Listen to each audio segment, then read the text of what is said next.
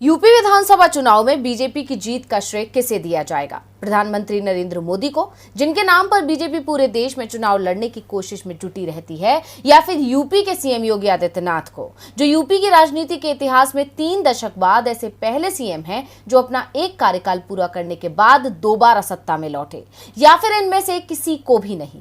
जी हाँ, यूपी के deputy CM Keshav Prasad Maurya ने जो कहा उससे ये ही मायने निकाले जा रहे हैं कि यूपी में बीजेपी की जीत मोदी और योगी की नहीं, किसी और की मेहनत का नतीजा था। और ये बातें मौर्य ने योगी आदित्यनाथ के सामने कही हैं। यूपी के डिप्टी सीएम केशव मौर्य और योगी आदित्यनाथ के बीच के रिश्ते सभी के सामने हैं। योगी केशव मौर्य को अपनी सरकार में शामिल नहीं करना चाहते थे। केशव खुद चुनाव हार गए थे, लेकिन वो विधान परिषद के सदस्य थे। ऐसे में केंद्रीय नेतृत्व के दबाव में योगी आदित्यनाथ को उन्हें केवल सरकार में शामिल ही नहीं करना पड़ा, बल्कि सरकार में डिप्टी सीएम भी बनाना पड़ा, और बाद में वो विधान परिषद के नेता भी बना दिए गए। इसके लिए योगी के करीबी स्वतंत्र देव सिंह को नेता पद खाली करना पड़ा। दूसरी ओर केशव मौर्य ने दावा किया कि 2017 यूपी विधानसभा चुनाव के समय मैं बीजेपी का प्रदेश अध्यक्ष था, इसलिए यहां मिली जीत का मुकुट माथे पर सज गया। लेकिन यूपी में जीत के संपूर्ण श्रेय का अधिकारी कोई है तो वो सुनील बंसल हैं। शून्य से शिखर तक ले जाने वाले मौर्य ने ये बातें जब कहीं, उस समय मंच पर योगी आदित्यनाथ और सुनील बंसल दोनों ही बैठे हुए थे। केशव मौर्य के बयान से साफ है कि चुनाव में जीत का श्रेय योगी को नहीं, बंसल को जाता है।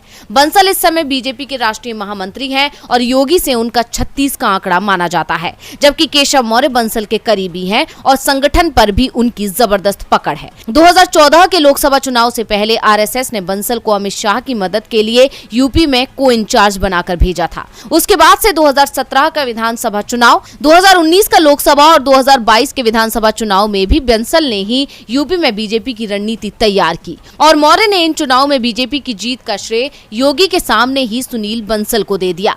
दावा किया जा रहा है कि बीजेपी हाईकमान चाहता है कि बंसल 2024 तक यूपी का काम देखें, लेकिन योगी आदित्यनाथ इसके लिए तैयार नहीं है। योगी आदित्यनाथ के चलते ही यूपी संगठन में सुनील बंसल का दबदबा कम हो गया है। पार्टी की बैठक में योगी और बंसल अगल बगल तो बैठते हैं, लेकिन कभी भी एक दूसरे से बातचीत नहीं करते। ऐसा ही कैबिनेट की बैठक में भी दिखता है, जहां योगी और मौर्य आसपास बैठे तो दिखते हैं, लेकिन दोनों में बातचीत बहुत कम होती है। ऐसे में योगी और बंसल की जोड़ी योगी के लिए मुश्किलें बढ़ा सकती है, और इस लड़ाई का नुकसान बीजेपी को ही होता दिख रहा है।